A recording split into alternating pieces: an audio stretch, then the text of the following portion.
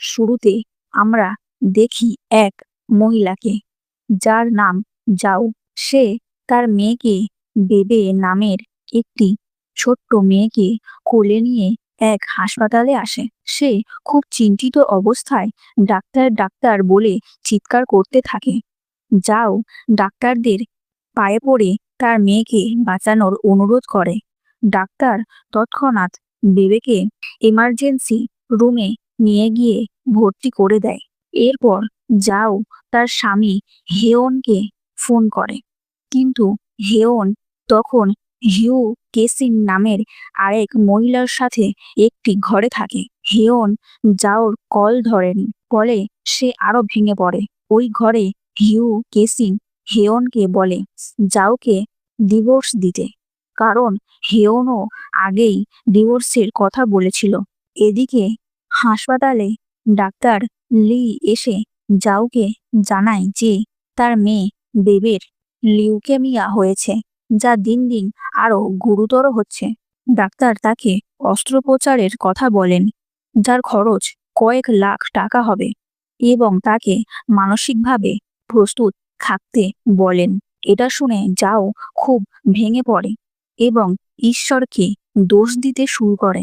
পরে যাও এবং বেবে হাসপাতালের ঘরে বসে কথা বলে। বেবে তার মাকে জিজ্ঞেস করে, মানুষ কি মারা গেলে তারা তারা হয়ে যায়? যাও বলে হ্যাঁ। তখন বেবে বলে, তাহলে আমি আকাশের সবচেয়ে উজ্জ্বল তারা হব। এটা শুনে যাও ঘর থেকে বেরিয়ে কান্নায় ভেঙে পড়ে এবং ঈশ্বরকে দোষারোপ করতে শুরু করে। এখন যাও ঈশ্বরের কাছে সাহায্য চাইতে থাকে। এরপর সে ডাক্তার লির কাছে আসে। ডাক্তার লি যাওকে জানান যে বেবের সঙ্গে তার বোন ম্যারো অর্থাৎ হাড়ের মজ্জা মেলেনি। এই কথা শুনে যাও বিশ্বাস করতে পারে না এবং ডাক্তার লির পায়ে পড়ে তার মেয়েকে বাঁচানোর অনুরোধ করতে থাকে। ডাক্তার লি তাকে বোঝান এবং বলেন যে হাসপাতাল নবজাতকদের মধ্যে উপযুক্ত বোন ম্যারো খুঁজবে, তাই উদ্বিগ্ন না হতে। এরপর যাও দেখে বেবে হাসপাতালের করিডোরে দাঁড়িয়ে আছে। এটা দেখে সে দৌড়ে তার মেয়ের কাছে যায়। যাও বেবেকে বিছানায় নিয়ে গিয়ে তার সঙ্গে ভালোবাসায় ভরা কথা বলে ঘুম পাড়িয়ে দেয়। পরের দিন যাও বেবেকে নিয়ে বাড়ি ফিরে এবং তাকে বলে যেন ভালো করে বিশ্রাম নেয়। ওদিকে হেওন এবং হিউ কেসিন একসাথে একটি ঘরে থাকে। হিউ কেসিন হেওনকে বলে আজই ডিভোর্স দিতে এবং যোগ করে যে যদি তুমি কথা বলতে না পারো তাহলে আমি নিজেই গিয়ে কথা বলবো। এটা শুনে হেওন রুম ছেড়ে চলে যায়। এদিকে যাও বেবেকে নিয়ে বাড়ি আসে, যেখানে হেওনের মা তাকে জিজ্ঞেস করে কেন সে সারা রাত বাইরে ছিল।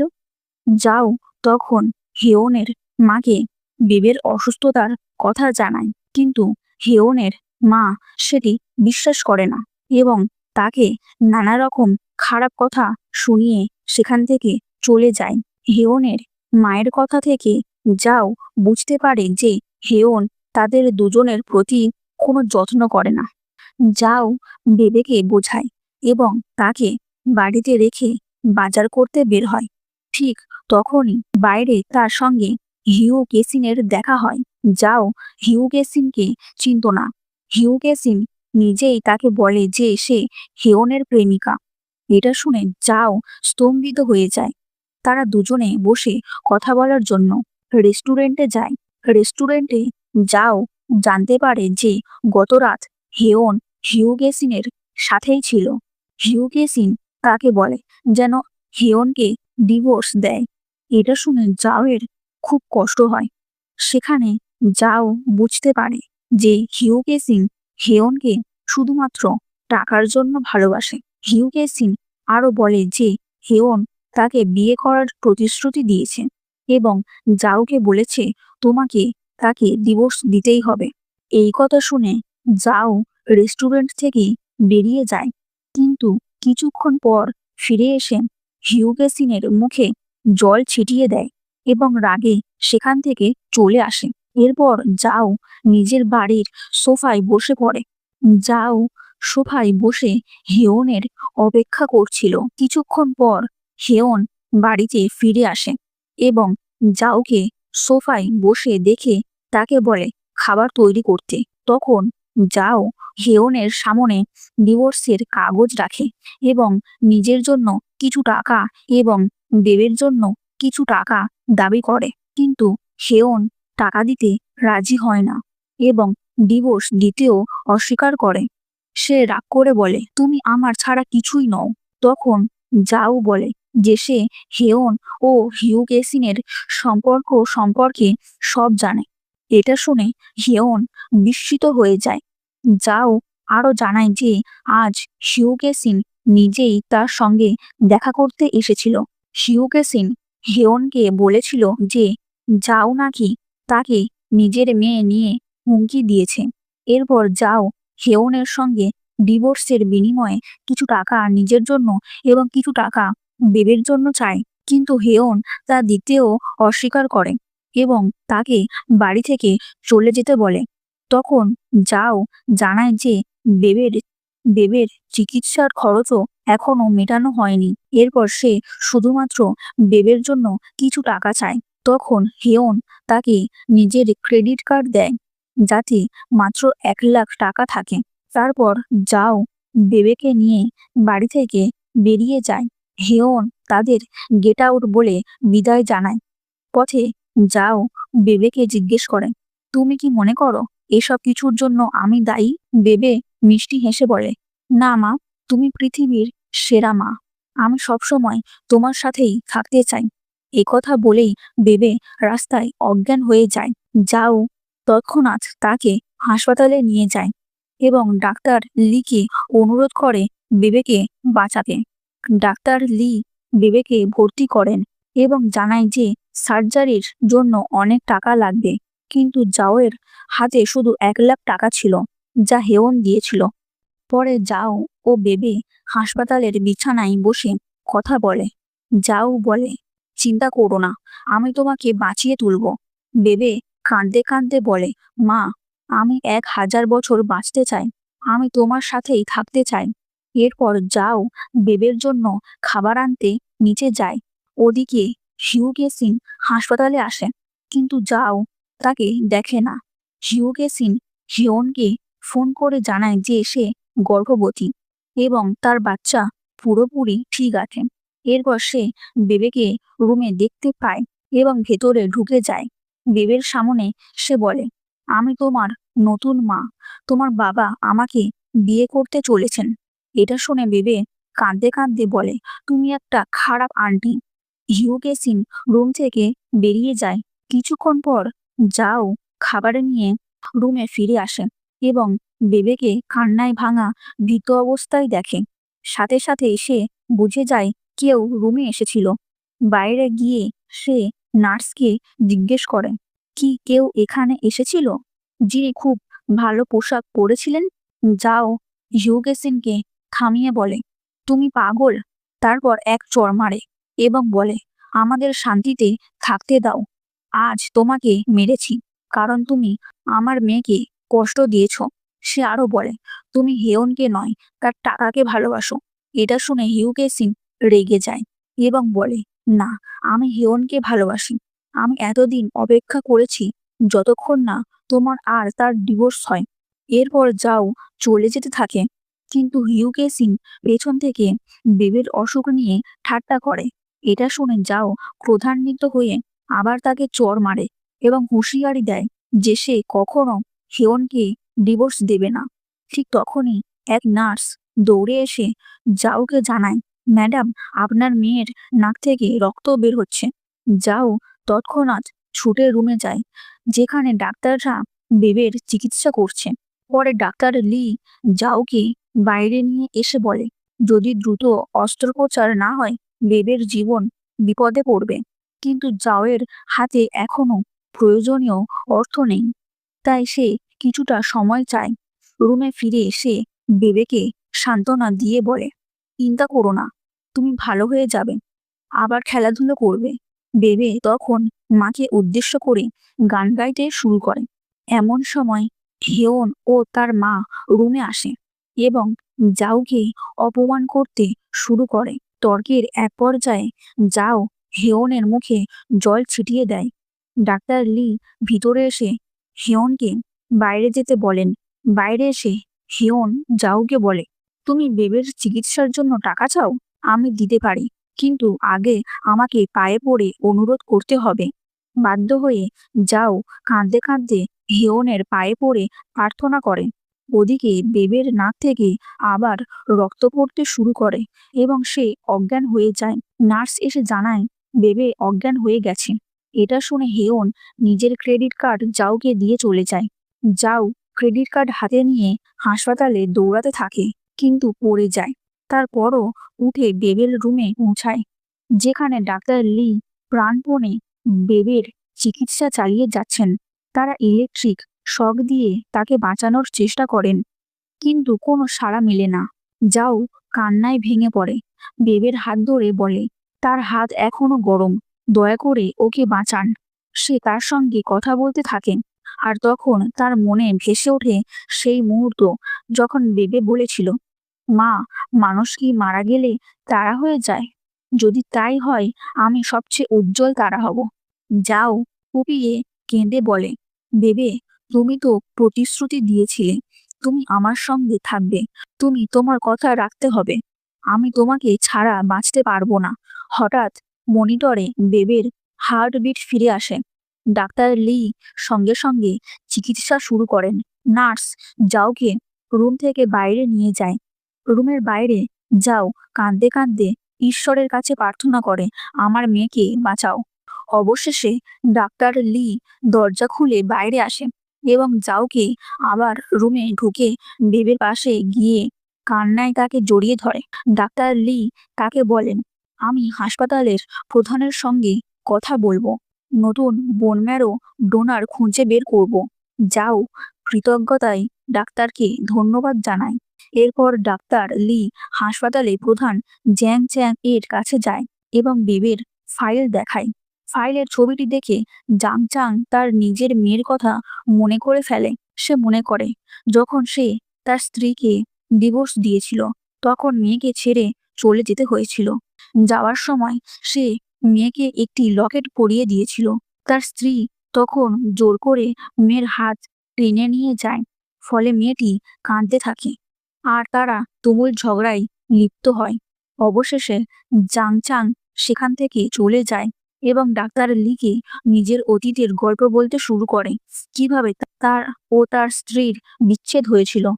ডাক্তার জ্যাং চ্যাং ছবিটি দেখে অবাক হয়ে বলেন, এই মেয়েটি আমার মেয়ের মতোই দেখতে। তিনি জানান তিনি গত 20 বছর ধরে নিজের মেয়ের সঙ্গে দেখা করেননি। এরপর তিনি নিজেই এই কেসটি তদন্ত করার সিদ্ধান্ত নেন। অন্যদিকে যাও বেবের যত্ন নিতে থাকে, তাকে হাসানোর চেষ্টা করে, আর জ্যাং চ্যাং দূর থেকে তা দেখে চোখে জল আনেন। হঠাৎ তিনি দরজা খুলে ভেতরে প্রবেশ করেন। যাও অবাক হয়ে জিজ্ঞেস করে, আপনি কে? জাং চাং উত্তর দেন, যাও, আমি তোমার বাবা। আমাকে ক্ষমা করো বাবা, আসতে দেরি হয়ে গেল। কথাটি শুনে যাও বিশ্বাস করতে পারে না এবং কাঁদতে শুরু করে। সে বলে, বাবা, আমি ভেবেছিলাম আর কোনোদিন আপনাকে দেখতে পাবো না। তারপর যাও নিজের জীবন কাহিনী বলতে শুরু করে, কিভাবে তার মা তাকে ছেড়ে চলে যায়, সে বিয়ে করে, বেবের জন্ম হয় এবং কত কষ্টের মধ্যে দিয়ে সে গেছে। এই সময় বেবে মিষ্টি গলায় জাং চাংকে জিজ্ঞেস করে, আপনি কি আমার দাদু? জাং চাং হাসি দিয়ে বলেন, হ্যাঁ, আমি তোমার দাদু। এরপর তিনি ডাক্তার লিকে বলেন, ডাক্তার ইউয়ান ঝোকে ফোন করে ডেকে আনো। তিনি বিশ্বের অন্যতম সেরা বোন ম্যারো বিশেষজ্ঞ। এটা শুনে যাও জিজ্ঞেস করে, বাবা, আপনি ইউয়ান ঝোকে কিভাবে চেনেন? তখন তার বাবা বলেন, তুমি এবং তোমার মায়ের থেকে আলাদা হওয়ার পর আমি ইউয়ান ঝোর মায়ের সঙ্গে বিয়ে করেছি। সে আমার সৎ ছেলে। এখন থেকে তোমার ভয় করার কিছু নেই, আমি তোমার পাশে আছি। এটা শুনে জাওয়ের চোখে আনন্দের জল আসে। এই সময় ডাক্তার লি বেবের চিকিৎসা চালিয়ে যাচ্ছিলেন। কিছুক্ষণ পর ডাক্তার ইউয়ান ঝো রুমে প্রবেশ করেন, জাওয়ের সঙ্গে কথা বলেন এবং তাকে বাইরে যেতে বলেন। তিনি ডাক্তার লিকে জিজ্ঞেস করেন, বেবের অবস্থা কেমন? ডাক্তার লি বলেন, অবস্থা ভালো নয়। ইউয়ান ঝো দৃঢ়ভাবে বলেন, চিন্তা করো না, আমি দেখছি। আমি সারা বিশ্বের বোন ম্যারো ডাটাবেসে খোঁজ করব। রুম থেকে বেরিয়ে এসে তিনি জাওয়ের দিকে তাকিয়ে বলেন, অবস্থা গুরুতর। তুমি আগে আমার কাছে আসোনি কেন? তারপর হাসি দিয়ে যোগ করেন, কোনো সমস্যা নেই, বেবেকে এখন আমার কাছে রেখে যাও। তিনি সেখান থেকে চলে যান। এরপর জাও ও তার বাবা বসে কথা বলেন। তার বাবা জিজ্ঞেস করেন, তুমি কি আমাকে দায়ী মনে করো? যাও মাথা নেড়ে বলে, না বাবা, আমার 20 বছর একে অপরের থেকে দূরে ছিলাম, কিন্তু বেবে আমার জীবনে আসার পর আমি মা ও বাবার দায়িত্বগুলো বুঝতে পেরেছি। এখন আমি বুঝি কেন আপনি আমাদের থেকে দূরে ছিলেন। এমন কিছু নেই যার জন্য আমি আপনার ওপর রাগান্বিত। তার বাবা চোখ ভিজিয়ে বলেন, বেবের জন্য আমার খুব কষ্ট হয়। আমি ওর সঙ্গে কথা বলেছিলাম। সে বলেছিল, আমার মা পৃথিবীর সেরা মা। আমার মেয়ে, আমি তোমার জন্যই গর্বিত। যাও তখন নীরবে নিজের মাথা বাবার কাঁধে রেখে কান্নায় ভেঙে পড়ে। পরের দৃশ্যে দেখা যায় হিয়ন হাসপাতালে বসে ফোনে নিজের মায়ের সঙ্গে কথা বলছে। সে জানতে পারে জাওয়ের বাবাকে এবং টাকার লোভে সে আবার জাওকে বিয়ে করার পরিকল্পনা করে। এদিকে ডাক্তার ইউয়ান ঝো জাও ও বেবের রুমের জানালার বাইরে আসেন এবং তাদের একসাথে মধ্যাহ্নভোজন করতে দেখেন। কিছুক্ষণ পর তিনি রুমে প্রবেশ করে জাওকে বাইরে নিয়ে যান এবং বলেন, গতকাল আমি আমার এক বন্ধুর সঙ্গে কথা বলেছি। সে অন্য শহরে থাকে। যদি আমরা দ্রুত কোনো নবজাতক বোন ম্যারো না পাই, তাহলে আমরা বেবেকে চিরতরে হারাবো। তিনি আরো বলেন, একটি শেষ চিকিৎসা সম্ভব, কিন্তু তার জন্য একটি নতুন শিশুর প্রয়োজন। এরপর ডাক্তার ইউয়ান ঝো প্রস্তাব দেন, জাও এবং হিয়নের একটি নতুন বাচ্চা হওয়া উচিত, যাতে সেই শিশুর বোন ম্যারো দিয়ে বেবেকে বাঁচানো যায়। পেছনে দাঁড়িয়ে হিয়ন এই কথাগুলো শুনে ফেলে।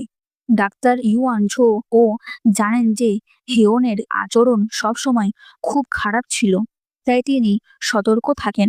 অন্যদিকে হিয়ন তার মাকে সব কথা জানায় এবং বলে, আমি বিশ্বাসই করতে পারছি না, যাও আর আমি বেবেকে বাঁচানোর জন্য একটি নতুন শিশুর জন্ম দিতে যাচ্ছি। কিন্তু তার মনে গোপনে আরেকটা মনোবাসনা কাজ করছে।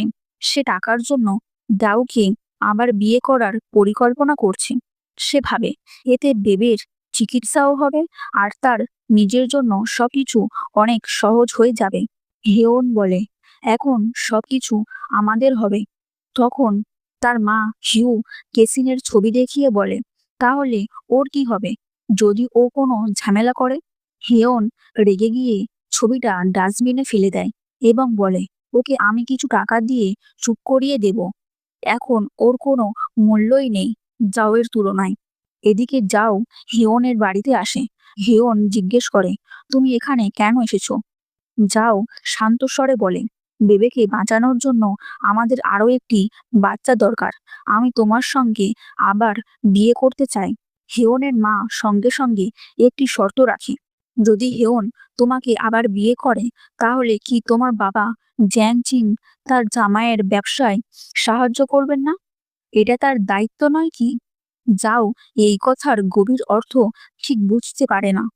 তখন হিয়ন সরাসরি বলে ফেলেন, তোমার বাবা নিশ্চয়ই এটা আগে থেকেই বুঝে ফেলেছেন।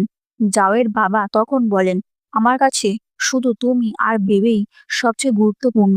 এই সম্পত্তি, ব্যবসা সবই অর্থহীন। আমি আমার সম্পত্তি তাকে দিতে রাজি। এই সময় ডাক্তার ইউয়ান ঝো অস্ত্রোপচার কক্ষ থেকে বেরিয়ে বলেন, সার্জারি সফল হয়েছে, কিন্তু বেবে এখনো পুরোপুরি নিরাপদ নয়। তিনি নির্দেশ দেন বেবেকে পর্যবেক্ষণের জন্য রুমে ভর্তি রাখতে। এদিকে যাও হিয়নকে বলে, চলো আমরা হোটেলে যাই এবং পরবর্তী সিদ্ধান্তের জন্য প্রস্তুতি নিতে থাকে। যাও শর্তটি মেনে নিতে প্রস্তুত হয়। এদিকে রুমে ডাক্তার ইউয়ানছো ও তার সহকর্মীরা বেবের অবস্থা পর্যবেক্ষণ করতে থাকে। পরে ডাক্তার ইউয়ানছো নিজের একটি মেডিকেল টেস্ট করান এবং বাইরে বসে রিপোর্টের জন্য অপেক্ষা করেন। রিপোর্ট আসতেই দেখা যায় তার বোন ম্যারো বেবের রক্তের সঙ্গে পুরোপুরি মিলে গেছে। এটা দেখে তিনি ভীষণ আনন্দিত হন এবং সঙ্গে সঙ্গে জাওকে ফোন করেন। কিন্তু তখন যাও হোটেল রুমে থাকে আর তার ফোন হেওন ধরে ফেলে এবং কলটি রিসিভ করেও কিছু বলে না। ডাক্তার ইওয়ানছো বুঝে ফেলেন যে তারা দুজনে হোটেলে আছে। তিনি তড়িঘড়ি করে সেখানে পৌঁছে যান এবং রাগে হিয়নকে এক চড় মারেন। এরপর তিনি সব কথা যাওকে জানিয়ে তাকে সেখান থেকে নিয়ে বেরিয়ে আসেন। ডাক্তার ইওয়ানছো যাওকে বলেন, আমরা বেবের জন্য উপযুক্ত নতুন বোন ম্যারো পেয়ে গেছি। কিন্তু তিনি জোর দিয়ে বলেন এই বিষয়টি সম্পূর্ণ গোপন রাখতে হবে। কেউ যেন জানে না কে ডোনার। তিনি বোঝান যে একজন স্বেচ্ছাসেবী বিনামূল্যে বোন ম্যারো দান করতে রাজি হয়েছেন। তবে জাওয়ের ইচ্ছে ছিল সেই ব্যক্তিকে সে যেন দেখতে পায়, যাতে তাকে কৃতজ্ঞতা জানাতে পারে। কিন্তু ডাক্তার ইউয়ানছো তাকে বলেন এটা গোপন বিষয় এবং হাসপাতালের দায়িত্ব এই তথ্য গোপন রাখা। এরপর তারা দুজনেই হাসপাতালে পৌঁছান। যাও কৌতূহল নিয়ে জিজ্ঞেস করে, আপনি কিভাবে ওই ব্যক্তির নাম জানতে পারলেন? যাও বলেন, আমি জানি না সেই ব্যক্তি কে। তখন ডাক্তার ইউয়ানছো হেসে বলেন, চিন্তা করো না, আমি তোমাকে পুরো সাহায্য করব। একবার সার্জারি হয়ে যাক, তারপর আমরা একসাথে সেই রহস্যময় মানুষটিকে খুঁজে বের করব। এরপর যাও বেবের কাছে যায়। বেবে ভয়ে কাঁপছিল, কিন্তু যাও তাকে সান্ত্বনা দিয়ে বলে, বেবে ভয় পেও না, তুমি খুব তাড়াতাড়ি ভালো হয়ে যাবে, আবার স্কুলে যাবে আর বন্ধুর সাথে খেলবে। যখন যাও বেবেকে বাড়ি নিয়ে যেতে যাচ্ছে, তখন ডাক্তার লি এসে তাদের থামান। তিনি বলেন, আমি এখনো তার স্বাস্থ্য পরীক্ষা পর্যবেক্ষণ করছি। আমাদের তাকে আবার একবার চেক আপ ও সার্জারির জন্য নিতে হবে। অল্প পরেই বেবেকে অস্ত্রোপচারের জন্য নিয়ে যাওয়া হয়। পথে বেবে কিছুটা ভয় পেয়ে বলে, মা, আমি ভয় পাচ্ছি। যাও তার হাত ধরে বলে, না বেবে, ভয় পেও না, আমি এখানেই আছি, তোমার পাশেই। ডাক্তার লি তখন যাওকে বাইরে রেখে বেবেকে অপারেশন থিয়েটারে নিয়ে যান। এদিকে হেয়ন ও তার মা নিজেদের মধ্যে কথা বলছিলেন। তারা ভাবছিলেন যদি এই সার্জারি ব্যর্থ হয় তাহলে যাও আবার আমাদের কাছে ফিরে আসবে সাহায্য চাইতে। তখন আমি তাকে অপমান করে ছাড়ব আর শেষে তার সমস্ত সম্পত্তিই আমার হবে। ওদিকে অপারেশন থিয়েটারের বাইরে যাও উদ্বিগ্নভাবে দাঁড়িয়ে থাকে। অপারেশন থিয়েটারের বাইরে যাও উদ্বেগে ভেঙে পড়ে এবং ঈশ্বরের কাছে প্রার্থনা করতে থাকে, দয়া করে আমার মেয়ের অস্ত্রোপচারটা সফল করে দাও। কিছুক্ষণ পর ডাক্তার লি দরজা খুলে বাইরে এসে বলেন, অপারেশন সফল হয়েছে। তারপর বেবেকে স্ট্রেচারে করে রুমে স্থানান্তর করা হয়। বেবেকে নিয়ে যাওয়ার সময় পাশের দিক দিয়ে ডাক্তার ইউয়ান ঝো ও স্ট্রেচারে শুয়ে যাচ্ছিলেন। আসলে তিনিই সেই ব্যক্তি যিনি বেবেকে নিজের বোন ম্যারো দান করেছিলেন। কিন্তু যাও এটা দেখতে পায় না। পরের দিন সকালে যাও বেবেকে প্রাতরাশ খাওয়াচ্ছিল। তখন যাওয়ের বাবা এসে দুজনের সঙ্গে খানিক গল্প করেন। তারা সবাই আনন্দে হাসছিল।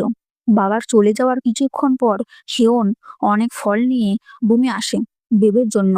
এটা দেখে যাও বিরক্ত হয়ে পড়ে, কারণ হেয়ন বেবের পছন্দের ফলগুলোর কথা জানতো না। সে আপেল নিয়ে এসেছিল, অথচ বেবে আপেল একদমই পছন্দ করে না। যাও রেগে গিয়ে হিয়নকে রুম থেকে বেরিয়ে যেতে বলে।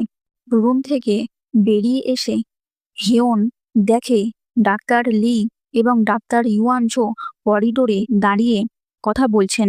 সে তাদের কথাই জানতে পারে যে আসলে ডাক্তার ইউয়ান ছোই বেবেকে নতুন বোন ম্যারো দান করেছেন। ডাক্তার লি বলেন, আপনি সেই ব্যক্তি যিনি বেবেকে বাঁচিয়েছেন, অথচ কাউকে বলতেও দেননি, তাই কেউ জানতেই পারে না।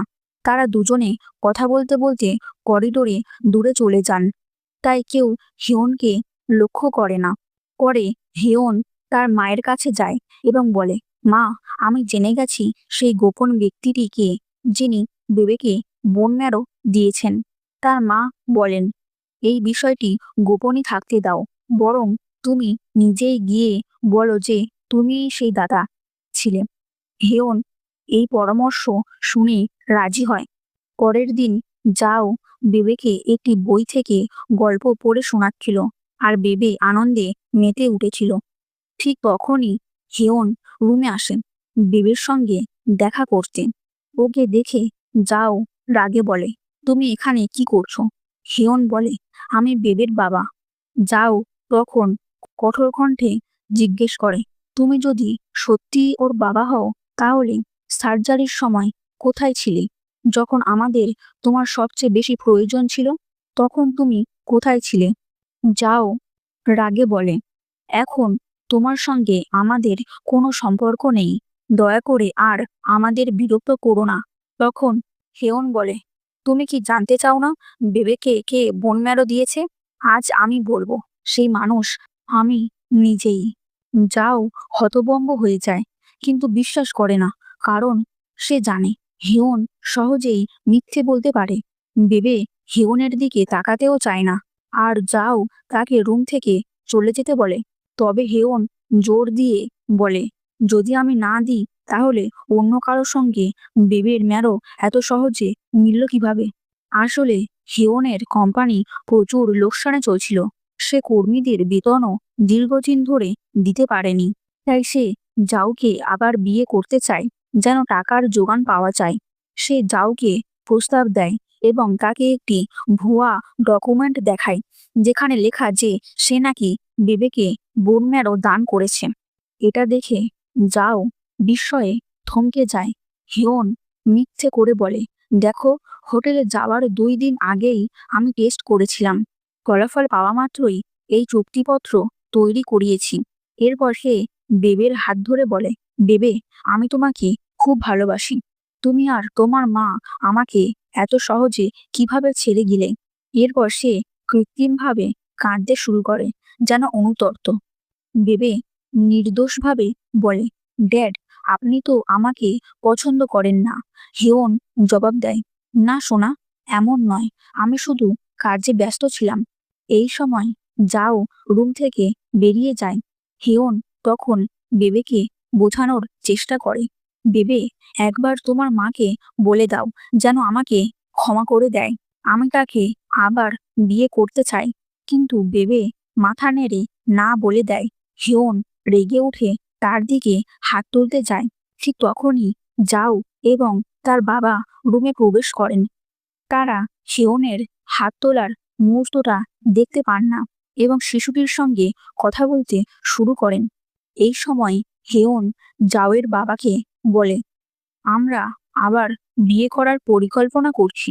এটা শুনে জাওয়ের বাবা হতবাক হয়ে যান। তিনি জিজ্ঞেস করেন, তুমি এত কাজ নিয়ে ব্যস্ত থাকতে পারো, কিন্তু কিভাবে কোনো স্বামী তার স্ত্রী আর শিশুর চেয়ে ব্যবসাকে বেশি গুরুত্বপূর্ণ ভাবতে পারে? এরপর তিনি জাওকে বাইরে নিয়ে আসেন এবং বলেন, হিয়ন যা বলছে সেটা কি সত্যি? যাও মাথা নিচু করে বলে, হ্যাঁ বাবা, হিয়নই বেবেকে বোন ম্যারো দিয়েছে। বাবা সন্দেহ ভরে বলেন, তুমি কি নিশ্চিত? যাও বলে, হ্যাঁ, তিনি আমাকে কাগজ দেখিয়েছেন, একটা চুক্তিপত্র। তখন জাওয়ের বাবা বলেন, তবুও তুমি তার সঙ্গে দ্বিতীয়বার বিয়ে করো না। আমরা চাইলে তাকে কিছু টাকা দিতে পারি তার সাহায্যের জন্য, কিন্তু দাও শান্ত কণ্ঠে বলে, বাবা, আমি তাকে যেতে বলতে পারবো না। শেষ পর্যন্ত তিনিই তো বেবেকে বাঁচিয়েছেন। ঠিক তখনই হিউকে সিন বেবের রুমে প্রবেশ করে, যা দেখে হিয়ন অবাক হয়ে যায়। আর সেই মুহূর্তে যাও ও তার বাবার কাছে ডাক্তার ইউয়ান ঝো আসে নিজের ব্যাগ হাতে নিয়ে। এবং বলে, আমার বাড়িতে জরুরি কিছু কাজ পড়েছে, তাই আমাকে কিছু সময়ের জন্য যেতে হবে।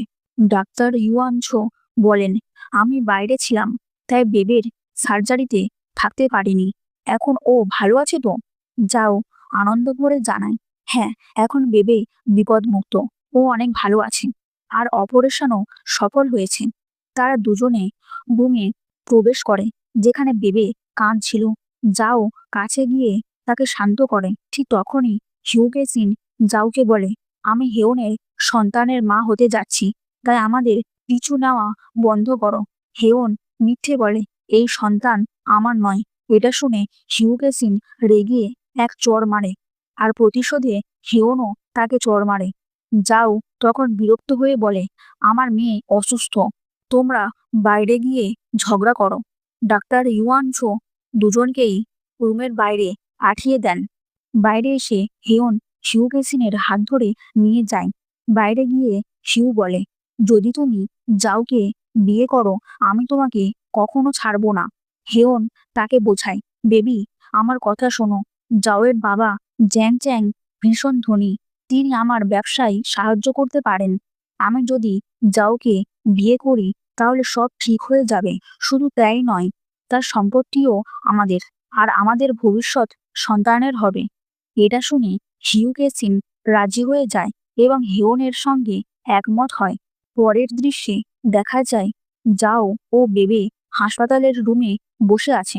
আজ বেবে হাসপাতাল থেকে ছাড়পত্র পেতে চলেছে এবং সে পুরোপুরি সুস্থ হয়ে গেছে। ঠিক তখনই হেওন ফুল নিয়ে আসে, যাওকে ফুল দেয় আর তার হাত ধরে বাইরে নিয়ে যায়। অন্যদিকে ডাক্তার লি ডাক্তার জ্যাং চ্যাংয়ের কাছে এসে জানান, ডাক্তার ইউয়ান ছোর শরীর ভালো নেই। আজ চেক আপের সময় তিনি অজ্ঞান হয়ে পড়েছেন, আপনি একবার গিয়ে দেখে আসুন।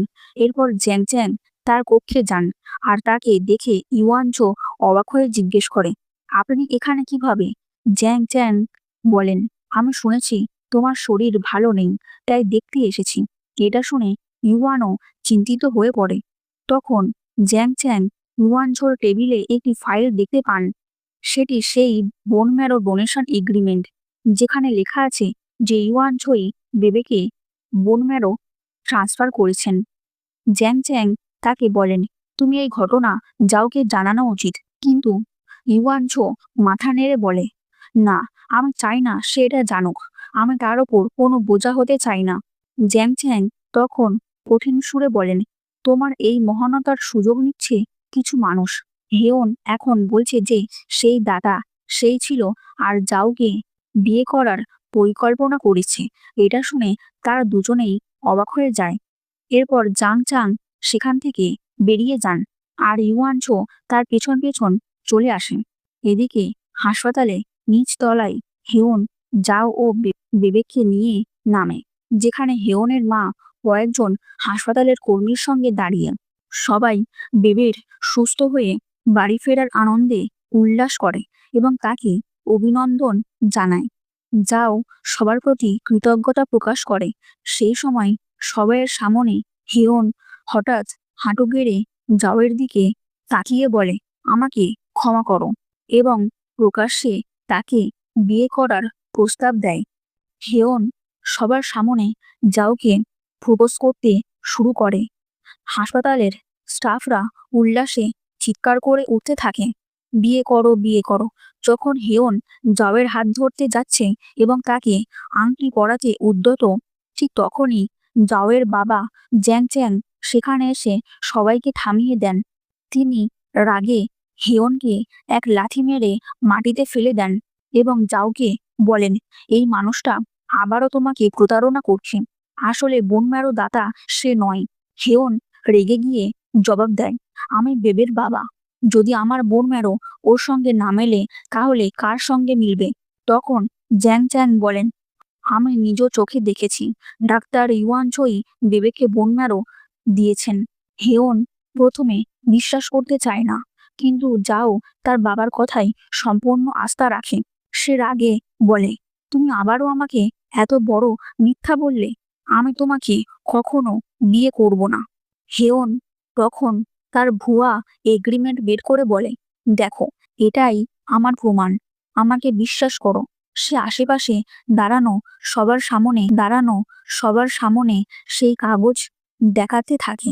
কিন্তু তখনই ডাক্তার ইউয়ানচো সেখানে এসে পড়েন এবং নিজের আসল বোন ম্যারো ডোনেশন এগ্রিমেন্ট সবার সামনে দেখান। সবাই বুঝতে পারে হেয়ন মিথ্যে বলছে। উপস্থিত সবাই তাকে কটু কথা বলে এবং সেখান থেকে চলে যেতে বলে। হেয়ন কেঁদে ক্ষমা চাইতে থাকে, কিন্তু যাও দৃঢ়ভাবে বলে, এই নাটক বন্ধ করো এবং এখান থেকে চলে যাও। এরপর হেয়ন জাওয়ের বাবার পায়ে পড়ে ক্ষমা চাইতে চায়, কিন্তু তিনি তাকে ক্ষমা করেন না। তারপর যাও, তার বাবা, বেবে এবং ডাক্তার ইউয়ানচো একসাথে হাসপাতাল থেকে বেরিয়ে যান। পরের দৃশ্যে যাও ও বেবে বাড়ি ফেরার প্রস্তুতি নিচ্ছে। তখন জাওয়ের বাবা এসে দুজনকে অভিনন্দন জানান এবং বলেন, চলো এখন অবশেষে শান্তিতে বাড়ি ফেরা হবে। শেষ দৃশ্যে দেখা যায় বেবে জাওয়ের হাত ধরে তাকে হাসপাতালের একটি হলরুমে নিয়ে আসে এবং সেখান থেকে সরে যায়। কিছুক্ষণ পর সেখানে ডাক্তার ইউয়ানচো আসে এবং জাওয়ের সামনে হাঁটু গেড়ে বলে, আমি তোমার আর বেবের যত্ন নিতে চাই, তুমি কি আমাকে বিয়ে করবে? এই মুহূর্তে হাসপাতালের স্টাফ আর জাওয়ের বাবা সবাই তালি দিতে শুরু করে। যাও হাসি মুখে হ্যাঁ বলে। চারিদিক থেকে মানুষ চিৎকার করে, বিয়ে করো, বিয়ে করো। এবং সবার আশীর্বাদে যাও ও ডাক্তার ইউয়ানচোর বিয়ে সম্পন্ন হয়। এভাবেই এই ড্রামাটির সুখীময় পরিসমাপ্তি ঘটে।